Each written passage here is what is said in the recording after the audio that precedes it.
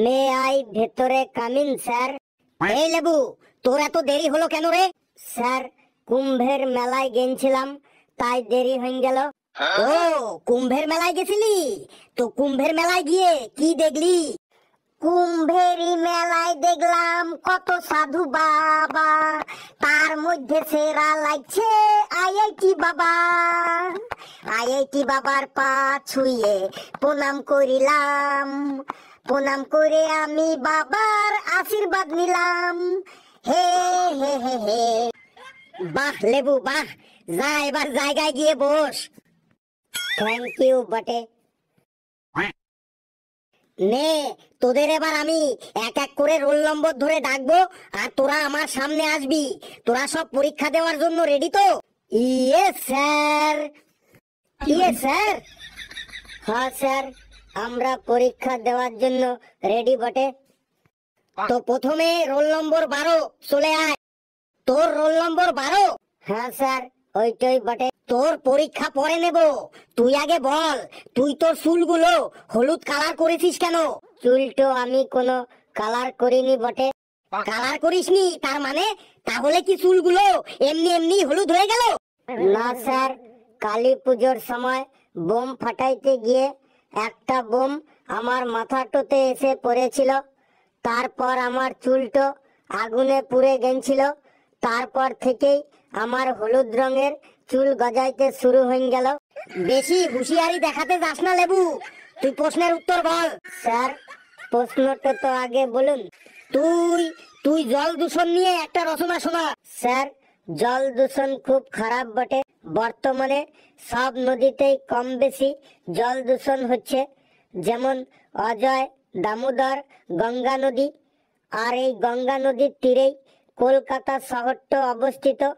কলকাতা খুব বড় শহর বটে। এই শহরেই আমার মামার বাড়ি। আমার মামা এখন দুবাইতে থাকে।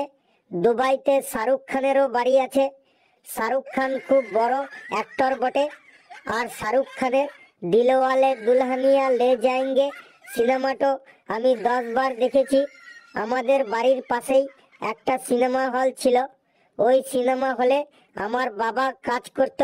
সিনেমা হলটো বন্ধ হয়ে যাবার পর আমার বাবা এখন একটি কারখানায় কাজ করে। আর ওই কারখানার সব নোংরা জলগুলা নদীতে গিয়ে পড়ছে, আর নদীর জলগুলাও দূষণ হচ্ছে বটে। তোকে বললাম জল দূষণ নিয়ে রচনা বলতে, আর তুই কোথা থেকে শুরু করে দিলি? কলকাতা শহর, মামার বাড়ি, শাহরুখ খান, সিনেমা হল। পরীক্ষার খাতায় কি তুই এই সবই লিখিস? যা ভাগ এখান থেকে। স্যার, আমি কত নম্বরটা পেলাম বটে? কত নম্বর পেলি? যখন রেজাল্ট বেরোবে তখন দেখতে পাবি। যা ভাগ এখন এখান থেকে। এবার রোল নম্বর 10 চলে আয়। স্যার, প্রশ্ন করুন, আমি একদম তৈরি হয়ে এসেছি। হ্যাঁ হ্যাঁ, দেখছি তুই কত তৈরি হয়ে এসেছিস। তুই তোর যে কোনো আত্মীয় স্বজনকে নিয়ে একটা সুন্দর দেখে রচনা শোনা তো। স্যার, আমি আমার পিসিকে নিয়ে একটা রচনা শোনাচ্ছি। হ্যাঁ, শোনা শোনা। স্যার, আমাদের যত আত্মীয় স্বজন আছে সবাই এক একটা কঞ্জুস মার্কা।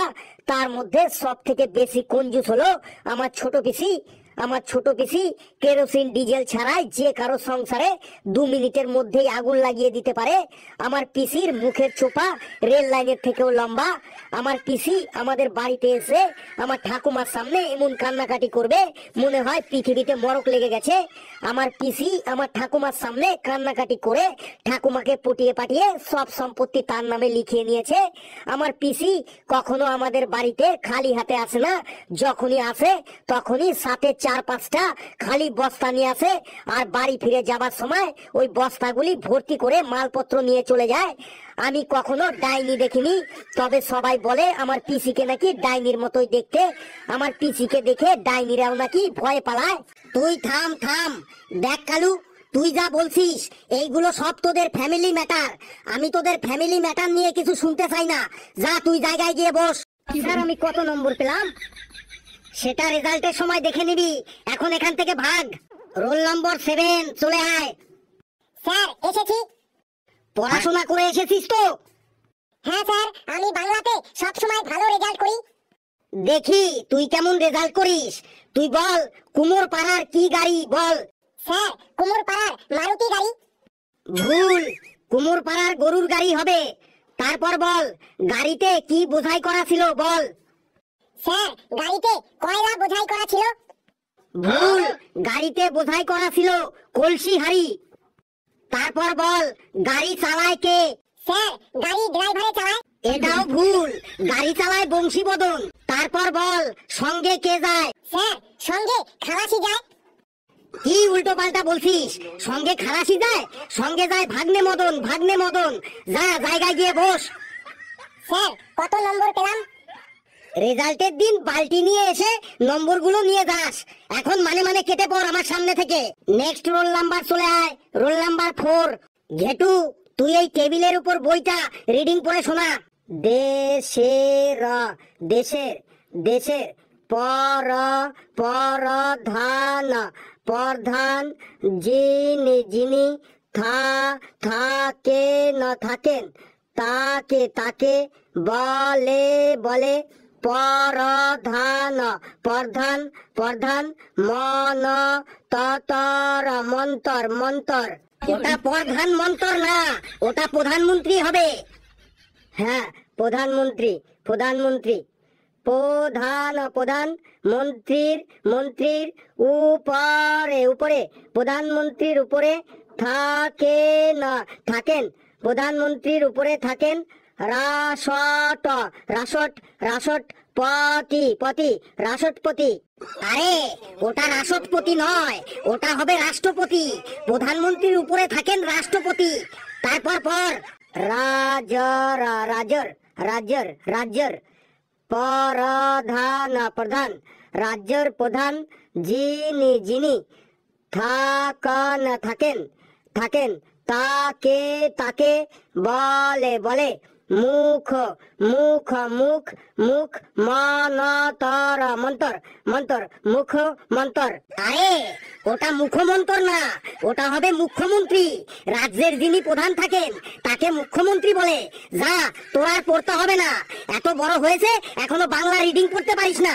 স্যার আমি পড়তে পারি, কিন্তু ওই যুক্ত অক্ষরগুলো আছে না, ওই যুক্ত অক্ষরগুলো উচ্চারণ করতেই একটু অসুবিধা হয়। যুক্ত অক্ষর মানে? অক্ষরগুলো আবার কখনো ভাঙা হয় নাকি? অক্ষরগুলো তো সবসময় যুক্তই থাকে। অক্ষরগুলো যুক্ত হয়েই তো শব্দ তৈরি হয়। যা, তুই জায়গায় গিয়ে বস। রোল নম্বর 17, কে আছিস? স্যার আমি আছি। হাজির স্যার। এই তুই কি কোর্টে হাজিরা দিতে এসেছিস যে হাজির বলছিস? তুই এখানে চলে আয়। বলুন স্যার। আর রোল নম্বর 1 কে? 1। স্যার আমি। তুইও এখানে চলে আয় হাবলু। নে, তোরা দুজনে মিলে একটা বিতর্ক সভা আলোচনা কর। হাবলু তুই হলি দোকানদার, আর ফেলু তুই হলি কাস্টমার। দোকানদার কাস্টমারকে খারাপ মাল দিয়েছে, এই নিয়ে একটা বিতর্ক কর।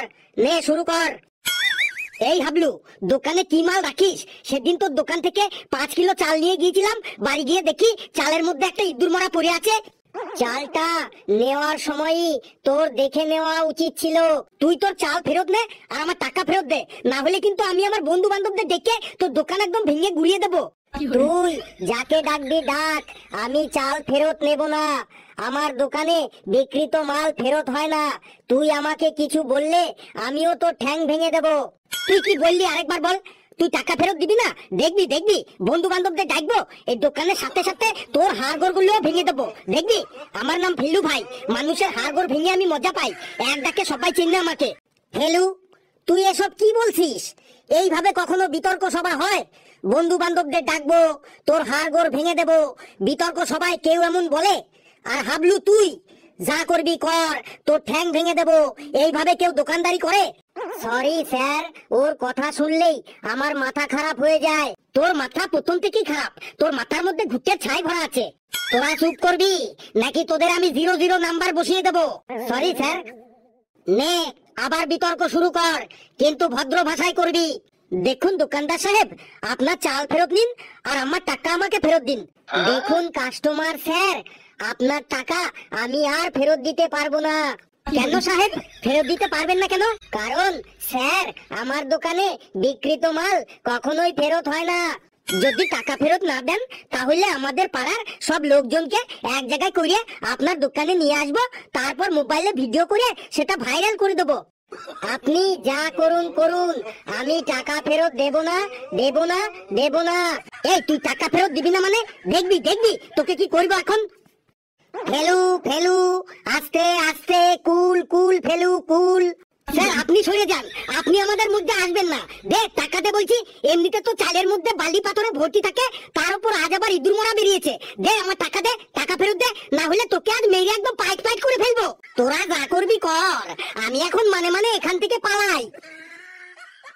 দে লাস্টবার বলছি, টাকা ফেরত দে। কি সাংঘাতিক বিতর্ক সবারে মাইরি, এ তো দেখছি একদম খুন খারাপই হয়ে যাবে। বন্ধুরা ভিডিওটি কেমন লাগলো আপনারা কমেন্টসে জানাবেন, আর ভিডিওটি লাইক করবেন, যত পারেন শেয়ার করবেন, আর চ্যানেলটিকে সাবস্ক্রাইব করে আমাদের সাথেই থাকবেন। হাসতে থাকুন, সুস্থ থাকুন, যত বেশি হাসবেন তত বেশি সুস্থ থাকবেন।